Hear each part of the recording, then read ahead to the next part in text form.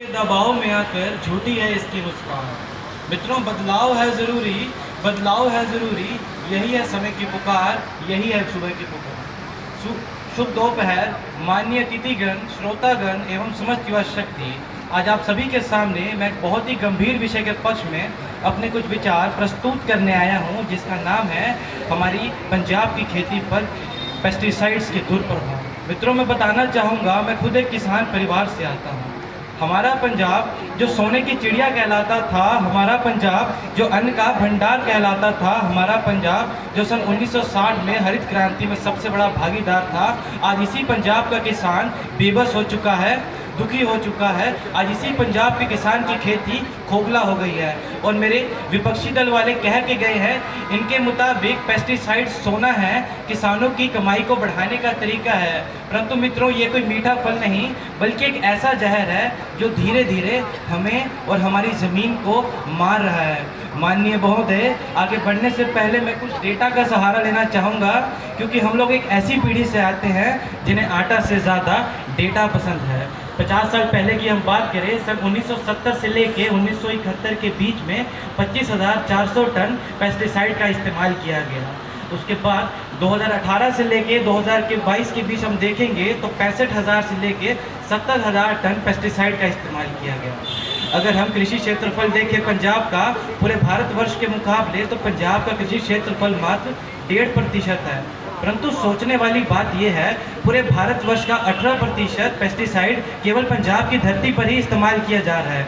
मैं आपको बताना चाहूँगा, पंजाब का मालवा रीजन एकमात्र ऐसा क्षेत्र है जो पूरे पंजाब का 15% कृषि क्षेत्र कवर करता है, परंतु पूरे पंजाब का 70% पेस्टिसाइड वो खुद ब खुद इस्तेमाल करता है।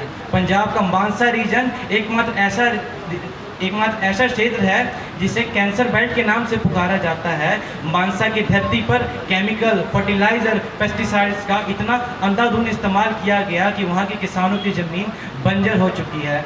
हमारे ओपोनेंट, मेरे विपक्षी दल के लोग कह के गए हैं कि पेस्टिसाइड दवाई है। मित्रों, ये दवाई नहीं, ये जहर है, जहर। मैं आपको बताना चाहूँगा, बहुत से पेस्टिसाइड जो बाहर के देश में अन्य राज्यों में प्रतिबंधित हैं, वो हमारे पंजाब की धरती पर इस्तेमाल किए जाते हैं। इंडोसल्फेन, पैराक्वाइन इत्यादि बहुत से गंभीर पेस्टिसाइड हमारी पंजाब की धरती पर ही क्यों? मैं पूछना चाहता हूँ यहाँ बैठे सभी भाइयों और बहनों से, ये हिंसा की भावना हमारे साथ ही क्यों, पंजाब के वासियों के साथ ही क्यों?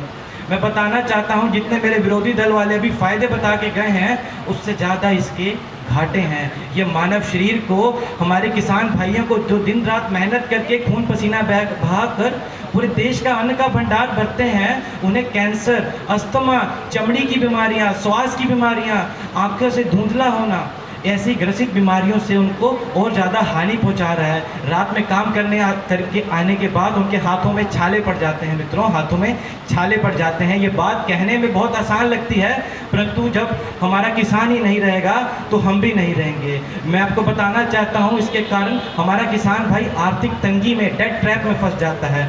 जब भी किसान भाई कोई फसल बीजता है या लगाता है तो पेस्टिसाइड का छिड़काव करता है। वो सोचता है कि इसके कारण उसकी उत्पादकता बढ़ जाए, परंतु होता क्या है, इसका निष्कर्ष ये निकलता है, जो ज़मीन में हमारे सूक्ष्म जीव होते हैं, कीट मित्र होते हैं, वो उसकी रोग प्रतिरोधक क्षमता बढ़ जाती है और स्ट्रॉन्ग पेस्टिसाइड का इस्तेमाल करता है।